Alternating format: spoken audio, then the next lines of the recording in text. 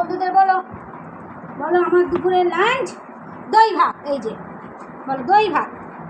এই বন্ধুরা তোমরা খাবে? কারণ আমি তো নিজের ইচ্ছা খেতে পারি না, আমাকে মা খাইয়ে দিলে তবেই আমার খাওয়া হয়। বলে দাও বন্ধুদের, বলো বলো তোমরা কি দই ভাত গরমে খাবে? আসো দই ভাত। কেন আমি তো নিজের ইচ্ছা খাই না, আমাকে মা খাইয়ে দিলে খাই, নাহলে না খেয়ে শুয়ে থাকি।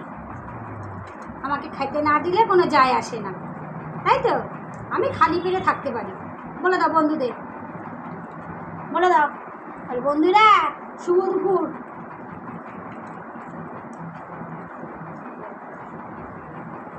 বলে দাও বন্ধুদের, বলে দাও। বলো দাদা সানে গেছে, তাড়াতাড়ি এসে দাদা খাবে।